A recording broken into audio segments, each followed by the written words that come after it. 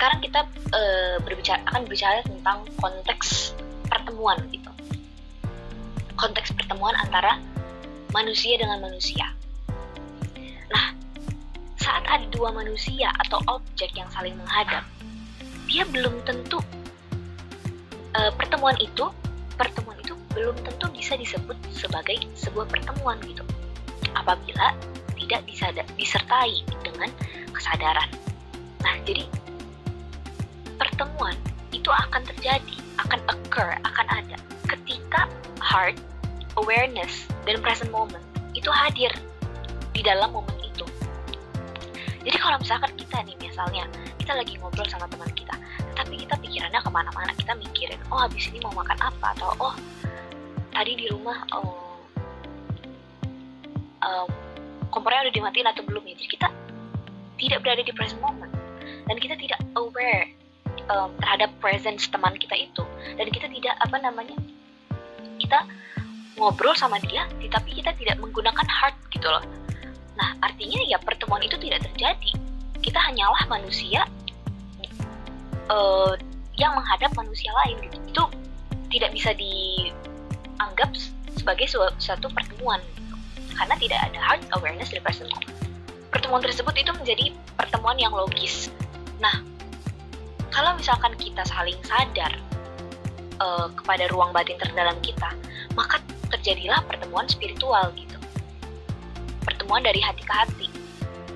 Maka sering dibilang kan, kalau misalkan kita lagi curhat sama teman, itu curhat dari hati ke hati, karena kita betul-betul menginvest heart kita, mind kita, fokus kita ke pertemuan tersebut gitu. Bukan hanya sekadar bertemu secara fisik saja, bertemu secara logis. Ini berhubungan dengan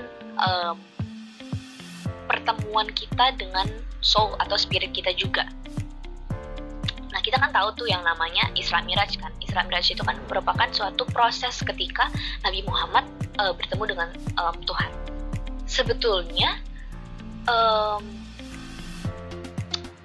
substansi atau pelajaran yang dapat kita ambil dari Isra Miraj itu adalah ketika kita sudah bisa bertemu dengan soul atau spirit kita, yaitu artinya kita sudah miraj gitu.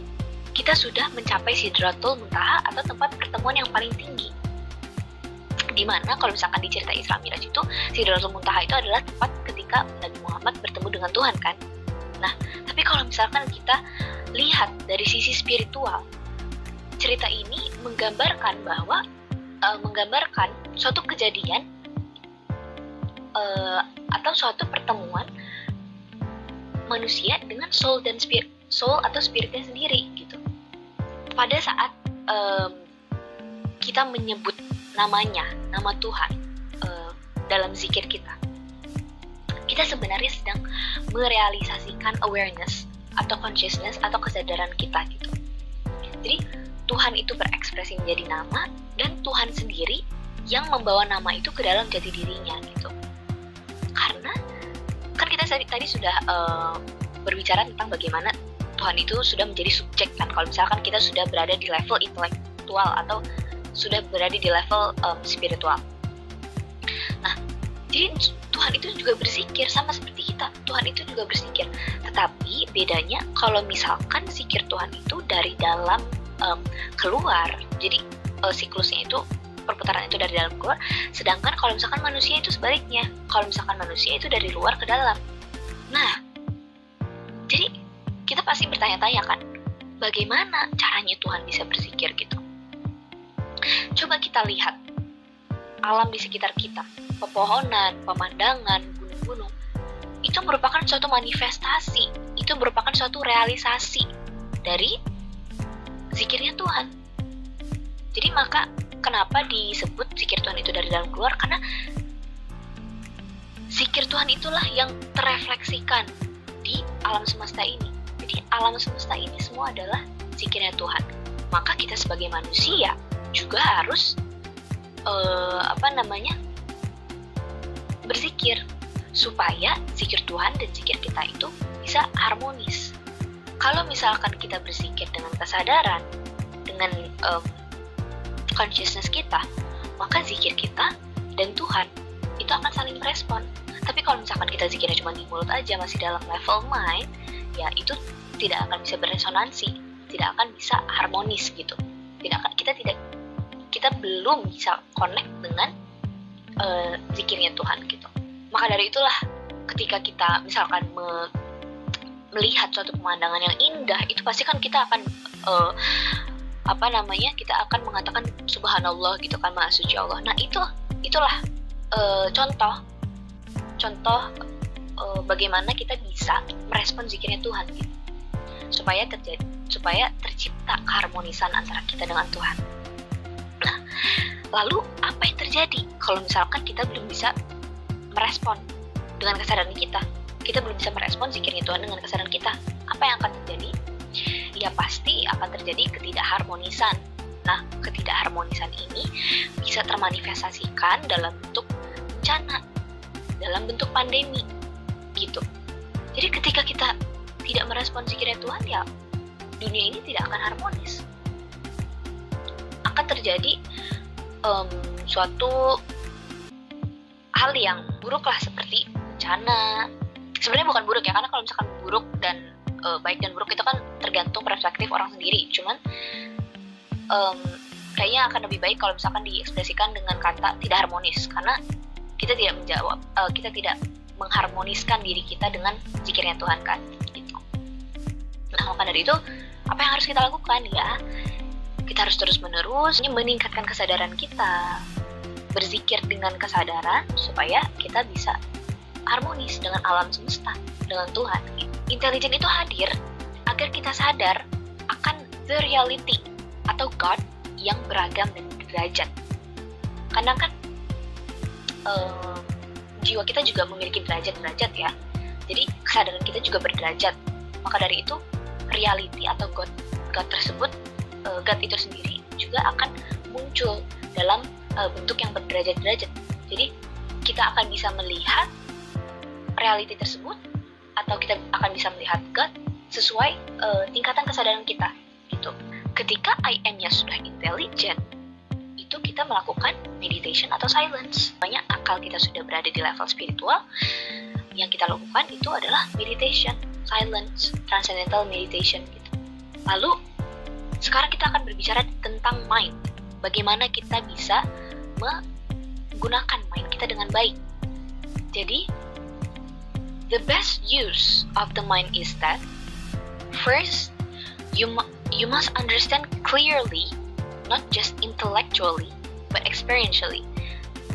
Jadi ya kita kalau misalkan mind kita mau memahami sesuatu, itu kita tidak hanya menggunakan intelektual kita, tapi kita juga harus mengexperience-nya gitu.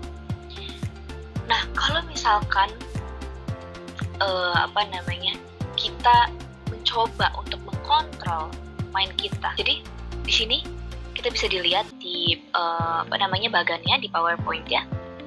Ketika kita mencoba untuk control the mind, itu harus didasari dengan pure understanding dan wisdom gitu. Jadi that has to be put in control by pure understanding and wisdom and the establishment in the self that you're coming from your true place kan.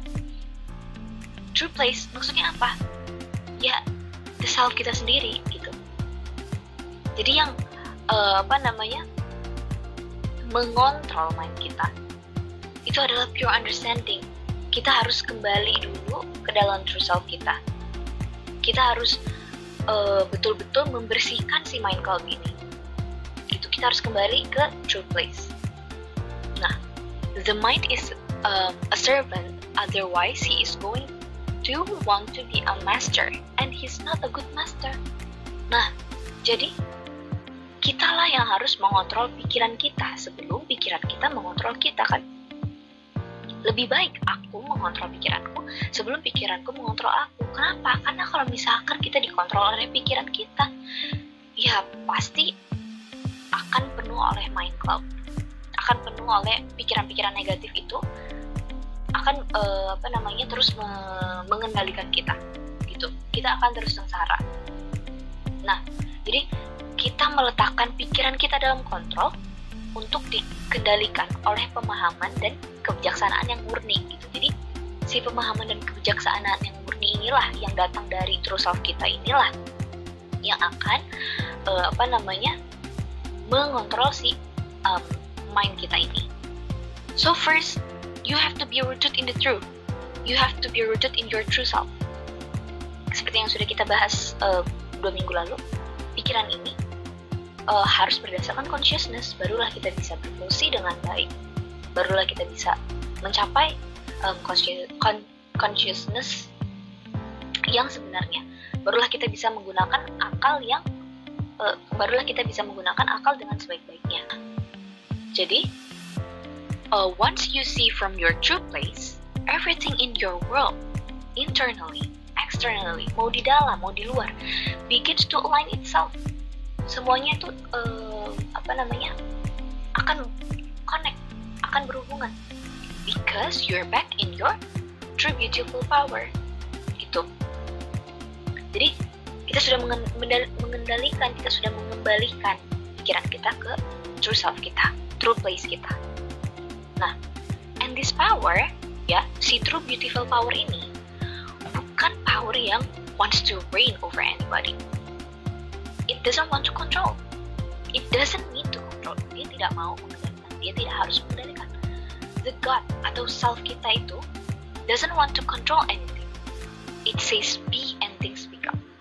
Jadi dia hanya mengatakan jadilah dan semuanya akan terjadi sebagaimana dia ada. Nah, jadi the real self doesn't need to control. He is not intimidated by anything. Kita hanya perlu melepaskan si mind kita ini ke true self kita. Dan true self inilah yang akan, bukan mengontrol ya, tapi true self inilah yang akan mengharmoniskan si mind ini. Kalau misalkan kita sudah back in our true beautiful power, semuanya akan be aja. Semuanya akan ya as it is gitu. Akan terjadi secara it is.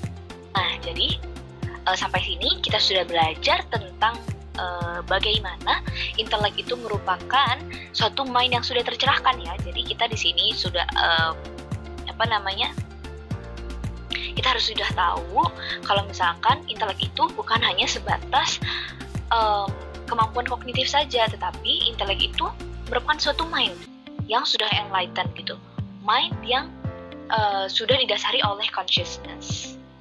Nah, lalu kita juga tadi sudah belajar tentang bagaimana caranya supaya kita bisa make the best use of mind.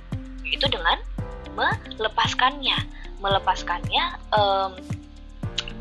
meletakkannya di pemahaman